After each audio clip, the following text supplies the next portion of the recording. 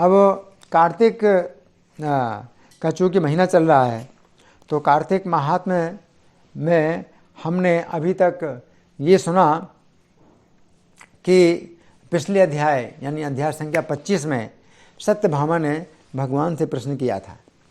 भगवान ने सत्यभामा को एक ऐसी कथा सुनाई थी जिसमें ब्राह्मण धर्मदत्त ने अपना कार्तिक का जो पुण्य है वो दिया था एक राक्षसी को। वो कलहा नाम की राक्षसी थी। तो अपने पुण्य देने से उसका जो है इतना उद्धार हो गया कि वो वैकुंठ चली गई। कार्तिक की इतनी महिमा, सत्यभामा ने ये तो मतलब मानी कि कितनी महिमा है कार्तिक की, लेकिन सत्यभामा ने कहा कि किसी ने दिया पुण्य तो उसको मिला। तो सत्यभामा पूछती है कि क्या बिना दिए भी किसी का पुण्य मिल जाता है क्या? तो पिछले अध्याय संख्या 25 में सत्यभामा ने यह प्रश्न किया था भगवान से कि देने से तो पुण्य मिलता है कि कोई दे अपना पुण्य, लेकिन कोई अगर ना दे तो बिना दिए भी किसी का पुण्य मिलता है। तो भगवान ने 25वें अध्याय में कई प्रकार की स्थितियां बतलाई थी कि बिना दिए भी कैसे पुण्य मिलता है। एक पंक्ति में भोजन करने से भी मिलता है, और शिक्षा देने से, और धन देने से, तो ऐसे कई मतलब स्थितियां बताई थी। अब भगवान एक कथा बता रहे हैं जिससे बहुत अच्छी प्रकार समझ में आएगा कि अगर किसी व्यक्ति के जो पूजा पाठ को कोई व्यक्ति देखता है तो देखने मात्र से भी उसको छठा हिस्सा, पुण्य का छठा हिस्सा मिल जाता है। तो भगवान कृष्ण एक बड़ी रोचक कथा सुना रहे हैं, आप लोग बड़े ध्यान से सुने। उज्जैन नगरी में एक ब्राह्मण था जिसका नाम था धनेश्वर, लेकिन ब्राह्मणों का कर्म नहीं करता था, वो पाप कर्म करता था।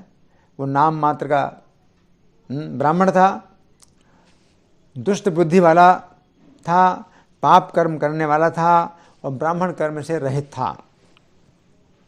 इसका नाम क्या था? धनेश्वर। पुरावंती पुरे कश्चिन विप्रयासी नरेश्वर विप्रयासी धनेश्वर ब्रह्म कर्म परिभ्रष्ट पाप कर्माशु दुर्मति। तो वो क्या करता था? व्यापार करता था। ब्राह्मण का तो कर्म नहीं व्यापार करना, और व्यापार भी किस प्रकार करता था? रस का व्यापार करता था, कंबल का और चमड़े का व्यापार करता था, और चोरों की संगति करता था, वेश्यागमन करता था, और हमेशा शराब पिया करता था। उसका मन जो है हमेशा संताप से भरा रहता था। उसके मन में हमेशा क्या? चिंता, उदासी बनी रहती थी। रसकम्मल चरमाद्य सोसत्यान्नत वृत्ति कहाँ स्त्रिय वेश्या सुरापान युक्त संतप्त मान सह। तो एक बार ये धनेश्वर खरीदने बेचने के लिए देश देशांतर में फिरता हुआ माहिष्मती नगरी को आ गया। तो माहिष्मती नगरी में आया, तो अपना जो खरीदना और बेचना इस काम के लिए यहाँ पर घूमता घूमता माहिष्मती नगरी में आ गया। देशान देशांतरम गच्छन क्रय विक्रय कारणान माहिष्मतीं पुरीमागात कदाचिन सा धनेश्वरः। महेश राजा द्वारा बसाई गई नगरी, इस कारण से इसका नाम माहिष्मती पड़ा। और पापों का नाश करने वाली नर्मदा नदी जो है नगरी की परिखा है। नर्मदा नदी से घिरी हुई है नगरी माहिष्मती। तो बहुत ही पवित्र ये नगरी है। महिषेण कृता पूर्वम तस्मान माहिष्मतीति सां यस्या वप्रगता भाति नर्मदा पाप नाशिनी। वहाँ धनेश्वर अनेक गांवों से आए हुए कार्तिक व्रत करने वालों को देखकर 1 महीना वहाँ पर रहा। तो ये सौभाग्य से क्या हुआ कि कार्तिक का महीना चल रहा था, और ये धनेश्वर जो है जब देखता है तो ये तो हमेशा पाप कर्मों में लगा रहा। अब यहाँ पर देख रहा है माहेश्मती नगरी में तो अनेक गांवों से आए हुए लोग कार्तिक का व्रत कर रहे हैं और नर्मदा नदी के तट पर जो है वो रहते हैं। तो पहली बार इसने जो है, इस पापी ने देखा कि भाई ऐसे भी लोग होते हैं जो कि पवित्र कर्मों में लगे हैं, पूजा पाठ करते हैं। पहली बार देख रहा था। तो वो आया। कार्तिके प्रतिनस्तत्र नानाग्रामागता नरान् सदृष्ट्वा विक्रयं कुर्वन् मासमेकम् उवाससाम्। तो ये जो है एक इतना सौभाग्य का योग बन गया कि कार्तिक का महीना चल रहा था या उसी समय आया जब कार्तिक का महीना शुरू हुआ और 1 महीने वो रहा। जीवन भर पाप करने वाला और वेश्यावृत्ति करने वाला, शराब पीने वाला, यहाँ कार्तिक का जो है व्रत करने वाले लोगों के बीच में आ गया तो अपना खरीदना और बेचने का काम कर रहा था। तो माल बेचने के लिए रोज नर्मदा नदी के तट पर भ्रमण करता था, तो अपना माल बेचने के लिए। और देखता था कि ब्राह्मण लोग नहा रहे हैं और देवताओं की पूजा में लगे हैं, तो हमेशा देखता था कि कृष्ण की पूजा हो रही है और लोग स्नान कर रहे हैं, मंत्र पाठ कर रहे हैं, जप कर रहे हैं। तो जो है देख देख करके केवल सोचता था कि कुछ नया, उसको कुछ नया लग रहा था, तो ऐसे वो देखता था। सनित्यम नर्मदा तीरे भ्रमण विक्रय कारणान तदर्थ ब्राह्मणान स्नातान जप देवार्चने स्थितान। अब कोई पुराण का पाठ कर रहे हैं तो देखता है तो सोचता है अच्छा ऐसा भी होता है क्या। कोई पुराणों के सुनने में लगे हुए हैं, अच्छा ऐसे लोग सुनते भी हैं। तो उसने देखा। फिर विष्णु का नृत्य और गान में कई लोग जो है लगे हुए हैं, नृत्य कर रहे हैं, विष्णु के सामने गान कर रहे हैं और संगीत के साथ में कृष्ण का गुणगान कर रहे हैं। तो जब देखता है तो उसको लगता है कि भाई ये भी जो कुछ नया है, सब कुछ उसको नया लग रहा है। तो ऐसे वो देखता था। काश्चिन पुराणं पठतः कांश्चिच्च श्रवणे रतान् नृत्य गायन वादित्र विष्णु श्रवणे तत्परान्। किसी को विष्णु की मुद्रा से अंकित देखता था कि विष्णु की मुद्राएं अपने शरीर में लगाए हुए हैं, विष्णु की मुद्राएं शंख चक्र गदा पद्म ये चिन्ह धारण किए हैं।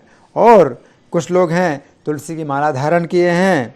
तो उसको जो है बड़ा कौतुक लग रहा है देख करके कि ये जो है मतलब कुछ बढ़िया, उसको सोचता है ये अच्छा मतलब तरीका है, ये भी अच्छा तरीका, ये भी एक तरीका होता है क्या जीने का। इस तरह से वो पापी जो है देखता था और सोचता था। विष्णुभद्रांकितान् कांश्चिन् माला तुलसी धारिणां ददर्श कौतुकाविष्टस् तत्र तत्र धनेश्वरः।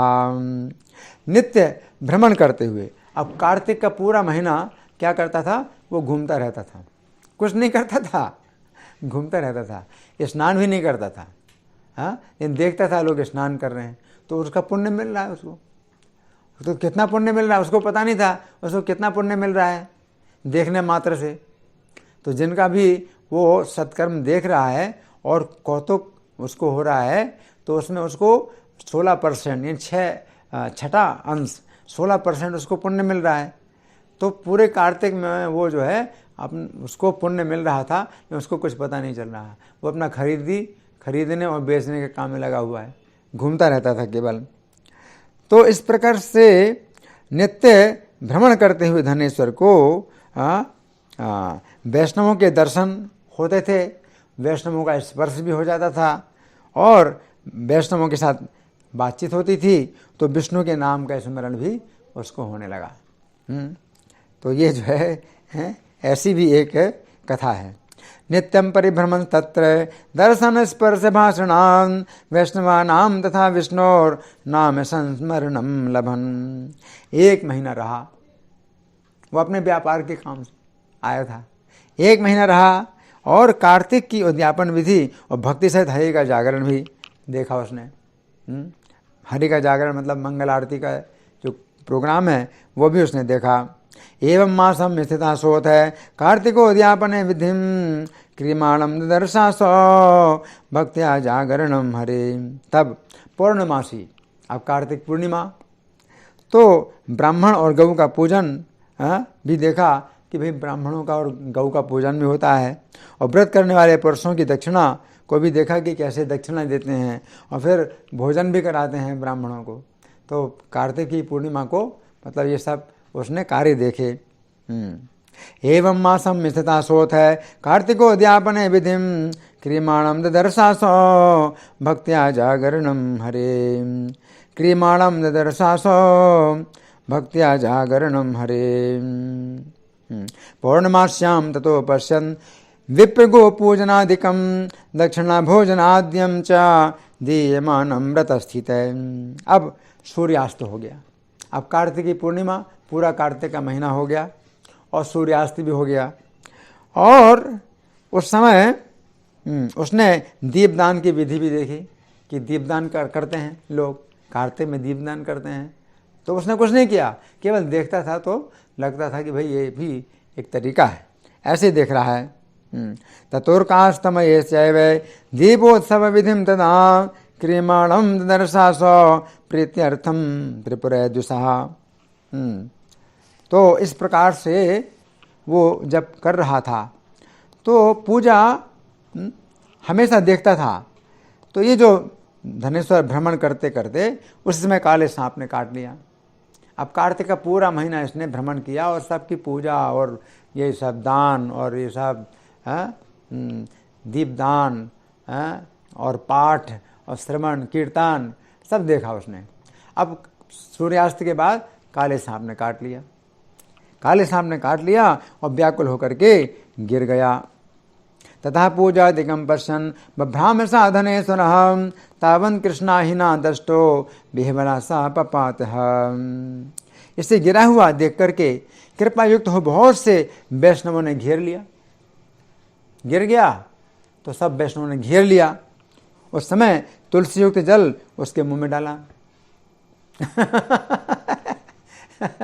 सौभाग्य है, मतलब उसका कितना बड़ा सौभाग्य, इतना बड़ा पापी और सौभाग्य कितना बड़ा।